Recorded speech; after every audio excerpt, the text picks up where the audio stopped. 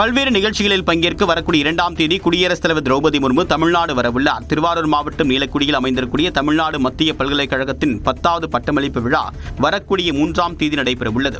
இந்த விழாவில் குடியரசுத் தலைவர் திரௌபதி முர்மு கலந்து கொண்டு மாணவ மாணவிகளுக்கு பட்டங்கள் வழங்கவுள்ளார். அதைத் தொடர்ந்து ஸ்ரீரங்கம் கோவிலில் சுவாமி தரிசனம் செய்ய இருப்பதாக தகவல் வெளியாகியுள்ளது. முன்னதாக சென்னை நந்தம்பாக்கம் வர்த்தக மையத்தில் செப்டம்பர் 2ஆம் தேதி நடைபெறக்கூடிய நிகழ்ச்சியில் குடியரசுத் தலைவர் திரௌபதி முர்மு பங்கேற்கவுள்ளார்.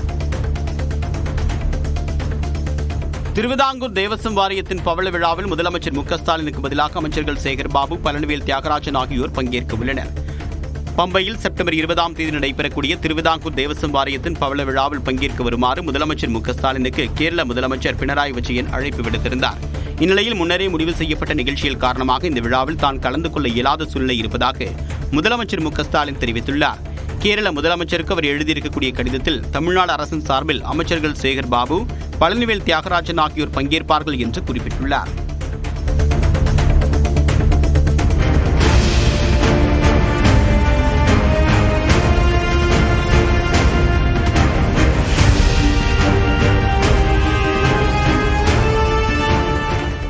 திருச்சியில் அமமுக பேனரை மறைத்து அமைக்கப்பட்ட அதிமுகவினரின் பேனரை அமமுகவினர் கிழித்து அகற்றிய காட்சிகள்தான் இவை. திருச்சி ஒருங்கிணைந்த நீதிமன்றம் அருகே டிடிவி தினகரனை வரவேற்று அமமுகவினர் பேனர் வைத்துள்ளனர். அதற்கு மேலேயே எடப்பாடி பழனிசாமியை வரவேற்று அதிமுகவினர் பேனர் ஒட்டியுள்ளனர். இதனால் ஆத்திரமடைந்த அமமுகவினர் அதிமுக பேனரை கிழித்து எறிந்தனர். நள்ளிரவில் வெளியே வந்தால் தொல்லை வரத்தான் செய்யும் என சென்னையில் பெண்ணிடம் காவலர் ஒருவர் பேசிய காட்சி அதிர்வலையை ஏற்படுத்தியுள்ளது.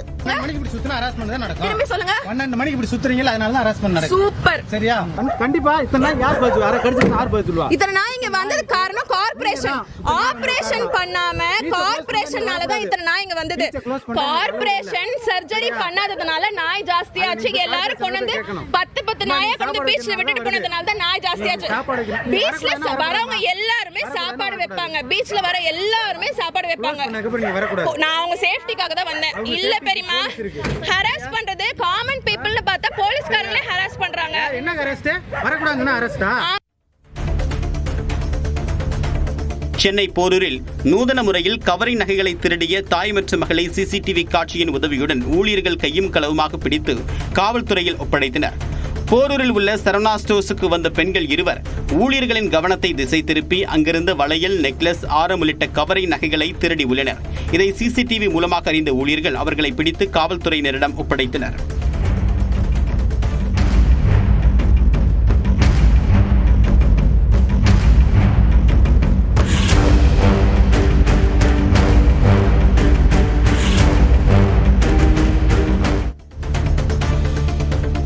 சென்னை விமான நிலையத்தில் 20 கோடி ரூபாய் மதிப்பிலான 2 கிலோ கொக்கைன் பிடிபட்டது. கத்தார் நாட்டிலிருந்து வந்த விமானத்தின் பயணிகள் உடைமைகளை சோதனையிட்ட போது நைஜீரிய நாட்டை சேர்ந்த இளம்பெண்ணின் சுட்கேஸில் மறைத்து வைக்கப்பட்டிருந்த 2 பார்சல்களை கண்டெடுத்தனர். அது கொக்கைன் போதைப் பொருள் என்று தெரிய வந்ததால் அந்த பெண்ணை சுங்கத்துறையினர் கைது செய்து விசாரணை மேற்கொண்டனர். நாகையில் பெண்ணின் நெஞ்சில் குத்தி இதயம் வரை சென்ற தையல் ஊசியை மதுரை அரசு ராஜாஜி மருத்துவமனை மருத்துவர்கள் பல மணி நேரம் போராடி வெற்றிகரமாக அகற்றினர். மீனம்மன் நல்லூரில் வசிக்கக்கூடிய புவனேஸ்வரி என்பவர் வீட்டின் பரனிலிருந்து பொருட்கள் எடுக்க முயன்று தவறி கீழே விழுந்த போது அவருடைய நெஞ்சில் குத்திய தையல் ஊசி இதயம் வரை சென்றிருந்தது மருத்துவ பரிசோதனையில் கண்டறியப்பட்டது. இதையடுத்து மதுரை அரசு ராஜாஜி மருத்துவமனையில் மருத்துவ குழுவினர் அறுவை சிகிச்சை மூலமாக ஊசியை அகற்றினர். நீலகிரி மாவட்டம் உதகை நகரில் தெர்மல் ட்ரோன் மூலமாக குடியிருப்பு பகுதியில் சுற்றித் திரியக்கூடிய வன விலங்குகளை வனத்துறையினர் கண்காணிக்கின்றனர். உதகையிலிருந்து மைசூர் செல்லக்கூடிய சாலையில் சிறுத்தை நடமாட்டத்தால் பொதுமக்கள் அச்சமடைந்திருக்கும் நிலையில் சிறுத்தை மற்றும் பிற வன விலங்குகளின் நடமாட்டம் உள்ளதா என்று கண்காணிக்கப்படுகிறது.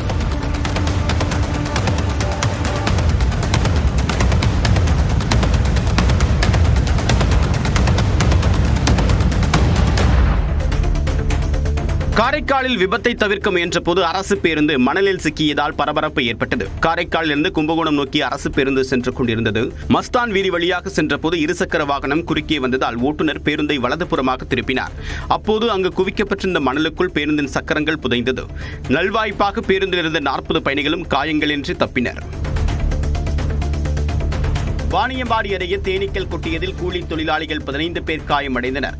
திருப்பத்தூர் மாவட்டம் மல்லங்குப்பம் கிராமத்தில் உள்ள மண்டியில் கூலி தொழிலாளிகள் தேங்காய் உரிக்கக்கூடிய பணியில் ஈடுபட்டிருந்தனர். அப்போது அங்கிருந்து தேன் கூண்டு கலைந்து கூலி தொழிலாளிகளை தேனீக்கள் கொட்டின. இதில் காயமடைந்த கூலி தொழிலாளிகள் ராமநாயக்கன்பேட்டை மற்றும் வாணியம்பாடி மருத்துவமனைகளில் அனுமதிக்கப்பட்டனர். உடுமலை அருகே தங்களுக்கு ஒதுக்கப்பட்ட அரசு அடுக்குமாடி குடியிருப்பில் வேறொருவர் குடியிருப்பதாக வயதான தம்பதி கண்ணீர் மல்க வேதனை தெரிவித்துள்ளனர். திருப்பூர் மாவட்டம் புக்குளம் கிராமத்திற்குட்பட்ட ஜே நகர் பகுதியில் தமிழ்நாடு நகர்ப்புற வாழ்விட மேம்பாட்டு வாரியம் சார்பில் அடுக்குமாடி குடியிருப்பு கட்டப்பட்டுள்ளது. இதில் பிரதமரின் அனைவருக்கும் வீடு என்ற திட்டத்தின் கீழ் சந்திரா மாரிமுத்து தம்பதிக்கு 2023ஆம் ஆண்டு வீடு ஒதுக்கீடு செய்யப்பட்டுள்ளது. ஆனால் இவர்களுக்கு ஒதுக்கீடு செய்யப்பட்ட 225 எண் கொண்ட வீட்டை அதிகாரிகள் வேறு ஒருவருக்கு கொடுத்ததாக அவர்கள் புகார் தெரிவித்துள்ளனர். குருவாயூர் கோயிலின் தடை செய்யப்பட்ட பகுதியில் பிக்பாஸ் பிரபலம் ஜாஸ்மின் ஜாஃபர் ரீல்ஸ் எடுத்தது சர்ச்சையான நிலையில் ஆலயத்தில் இன்று பரிகார பூஜை நடைபெறவுள்ளது. கோயில் குளத்தில் கால்களை கழுவுவது போல அவர் வீடியோ எடுத்ததாக கூறப்படும் நிலையில் கோயில் பூஜைக்கு நீர் எடுக்கும் புனித இடமாக கருதப்படும் குளம் இதனால் அசுத்தம் செய்யப்பட்டதாக சர்ச்சை எழுந்தது. இந்த விவகாரம் தொடர்பாக மன்னிப்பு கேட்ட ஜாஸ்மின் ஜாஃபர் தனது ரீல்ஸ் பதிவையும் நீக்கினார். இந்த நிலையில் குருவாயூர் ஆலயத்தில் இன்று பரிகார பூஜை நடைபெறவுள்ளதாக தெரிவிக்கப்பட்டுள்ளது. மதுரையில் விஜய்க்கு எதிராக திமுகவினர் தொடர்ந்து சுவரொட்டிகள் ஒட்டி வந்த நிலையில் அதற்கு பதில் கொடுக்கும் விதமாக தமிழக வெற்றிக் கழகம் சார்பில் சுவரொட்டிகள் ஒட்டப்பட்டுள்ளன. மதுரை மாநாட்டில் விஜய் பேசியதற்கு கண்டனம் தெரிவிக்கும் வகையில் திமுக சார்பில் போஸ்டர் ஒட்டப்பட்டது.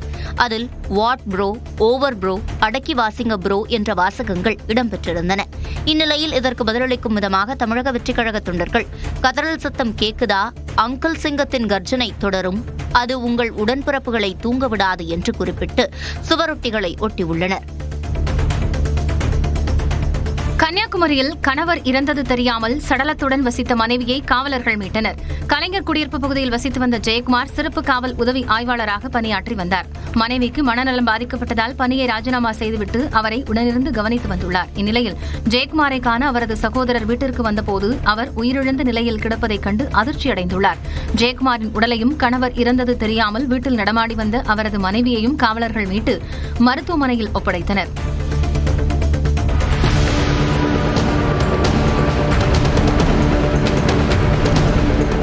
தேனி மாவட்டம் போடி அருகே சாலையை கடக்க முயன்ற 9 வயது சிறுவன் அதிவேகமாக வந்த இருசக்கர வாகனம் மோதி தூக்கி வீசப்பட்ட சிசிடிவி காட்சி நெஞ்சை பதறச் செய்கிறது.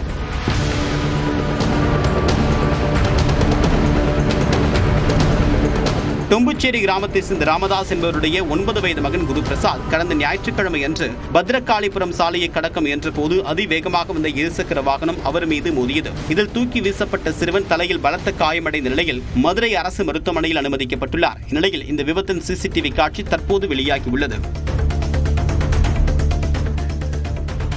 இந்தியா பாகிஸ்தான் சண்டையை தான் நிறுத்தாவிட்டிருந்தால் அணு ஆயுத போராக வெடித்திருக்கும் என அமெரிக்க அதிபர் டிரம்ப் மீண்டும் கூறியுள்ளார்.